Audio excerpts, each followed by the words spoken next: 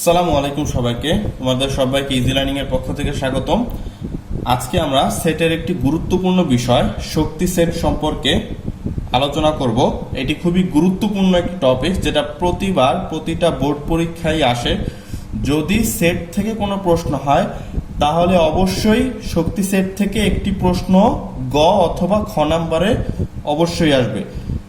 তাহলে ভিডিওটি স্কিপ না করে পুরো ভিডিওটি দেখবে এবং যদি কোনো সমস্যা হয় তাহলে আমাকে কমেন্ট বক্সে কমেন্ট করে জানাবে। তাহলে চলো আজকের ক্লাসটি শুরু করা যাক। তাহলে আমরা আগে জেনে নিই শক্তি সেট আসলে কি। শক্তি সেট হলো কোনো সেটের সকল উপসেট নিয়ে গঠিত একটি উপসেট। মানে এক কথায় আমরা উপসেট নির্ণয় করা শিখছি না, সেই উপসেট নির্ণয় হচ্ছে মূলত এক ধরনের শক্তি সেট। ঠিক আছে, কোনো সেটের সকল উপসেট নিয়ে গঠিত উপসেটই হচ্ছে মূলত শক্তি সেট। ঠিক আছে, এবার আমরা শক্তি সেট নির্ণয়ের সূত্রটা জেনে যাই।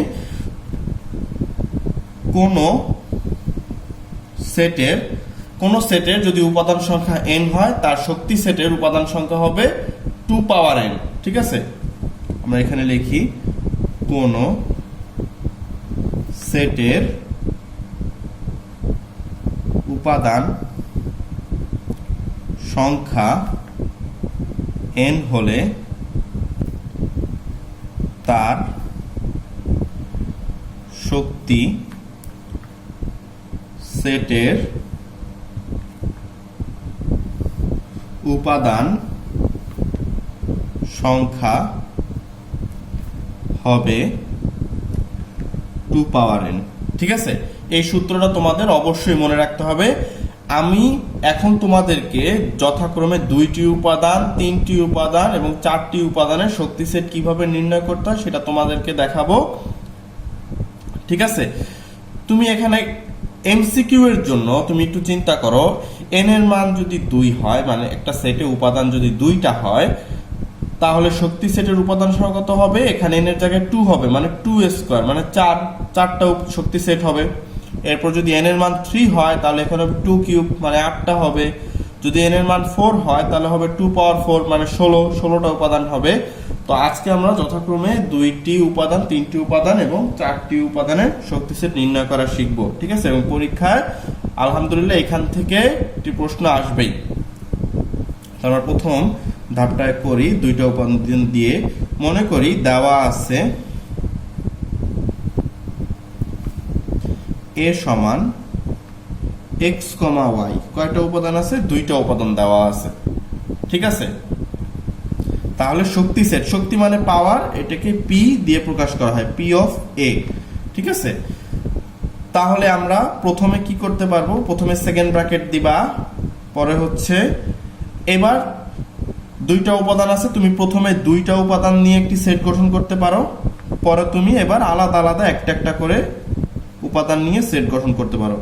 এবং কোনো উপাদান না নিয়েও সেট গঠন করা যায়, এবং সেই না নেওয়া উপাদানটি হচ্ছে মূলত ফাঁকা সেট। তাহলে মোট কয়টি উপাদান হলো? 1টি, 2টি, 3টি, 4টি। তাহলে আমরা এখানে লিখতে পারি, এখানে এ সেটের উপাদান সংখ্যা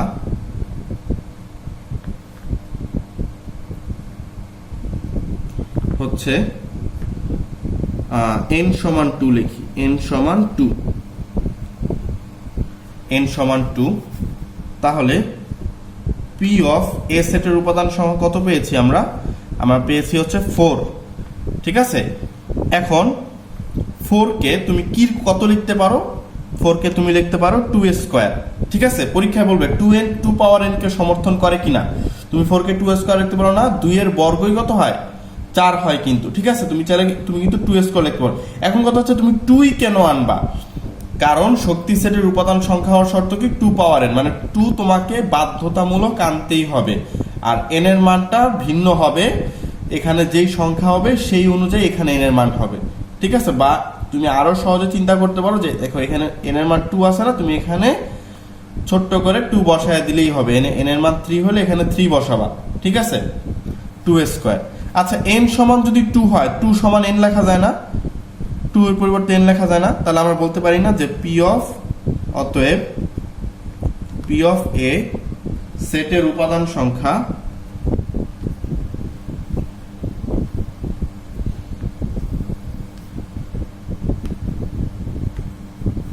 টু এন কে সমর্থন করে।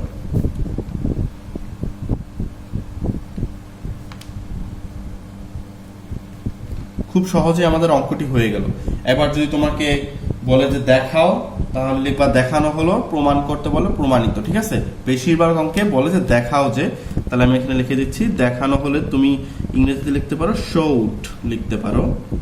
ঠিক আছে, বা বাংলায় তুমি দেখানো হলো এই কথাটা লিখতে পারো। এবার আমরা তিনটা উপাদান দিয়ে করব।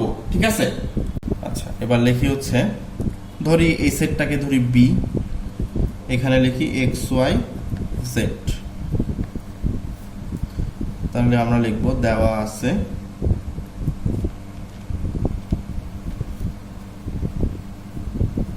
P equal to X comma Y comma Z. এবার পি অফ বি শক্তি সেটটা বের করে নিই।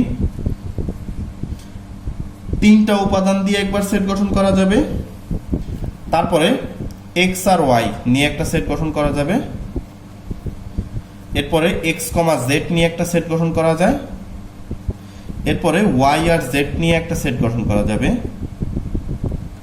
এরপর তুমি আলাদা আলাদা ভাবে একটা একটা উপাদান নিয়ে সেট গঠন করতে পারবা, একবার এক্স, একবার ওয়াই, একবার জেড। এরপর লাস্টে কোনো উপাদান না নিয়েও গঠন করা যায়, সেটা হচ্ছে কি ফাঁকা সেট। পরে সেকেন্ড ব্র্যাকেট ক্লোজ। তুমি এখানে লিখবা এখানে বি সেটের উপাদান সংখ্যা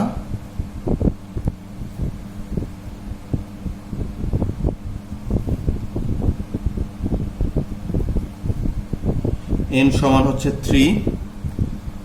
এরপর পি অফ বি সেটের উপাদান সংখ্যা, এই পি অফ বি মানে হচ্ছে শক্তি সেট, কত হবে 8টা উপাদান আছে। এবার 2 পাওয়ার n কে সমর্থন করে কিনা তুমি 2 লিখবা, পরে মাথায় কি দিবা 2 এর সাথে a স্কয়ার নাকি ঘন করলে 8 হয়, ঘন করলে 8 হয়, তাহলে তুমি এখানে কিউব দিয়ে দিবা। ঠিক আছে, বা মনে রাখার জন্য এখানে 3 পাইছো না, এখানে 3 দিয়ে দিলেই হবে, এখানে 4 পেলে এখানে 4 দিলে হবে। ঠিক আছে, n সমান যদি 3 হয় 3 সমান n লেখা যায়, তাহলে আমরা লিখতে পারি 2n। তাহলে 2n লেখার পর আমরা এখানে বলতে পারি যে pb এর উপাদান সংখ্যা 2 পাওয়ার n কে সমর্থন করে। শর্ট। ঠিক আছে, খুব সহজেই কিন্তু অঙ্কটি হয়ে গেল আমাদের। এরপর আমরা 4টি উপাদান নিয়ে সেট গঠন করব। ধরি সেটটি হচ্ছে সি এবং এর 4টি উপাদান হচ্ছে A comma B comma C comma D. তাহলে আমরা লিখি দেওয়া আছে C is equal to A comma B comma C comma D.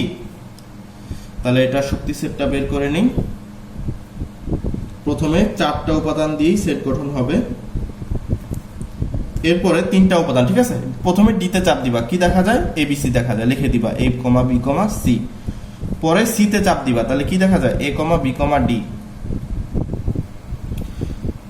তারপরে বি তে চাপ দিবা, কি দেখা যায় এ কমা সি কমা ডি। এরপরে কোথায় চাপ দিবা এ তে চাপ দিবা, তাহলে কি দেখা যায় B comma C comma D. এরপর দুইটা উপাদান নিবা, তাহলে প্রথমে নিবা এ কমা বি, এরপর চলে নিবা এ কমা সি, তারপরে নিবে হচ্ছে এ কমা ডি, তারপরে নিবে হচ্ছে বি কমা সি, তারপরে নিবে বি কমা ডি, তারপরে নিবে হচ্ছে সি কমা ডি। অবশ্যই কমা চিহ্নগুলো দিতে হবে ঠিক মতো।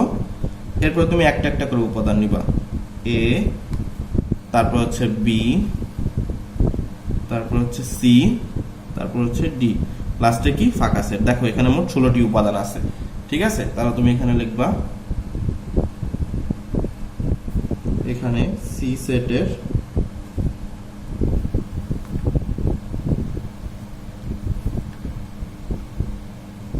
উপাদান সংখ্যা কত আছে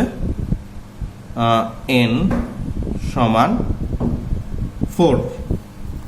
তাহলে পি অফ সি সেটের উপাদান সংখ্যা কত হবে? কত আছে? 16টি উপাদান।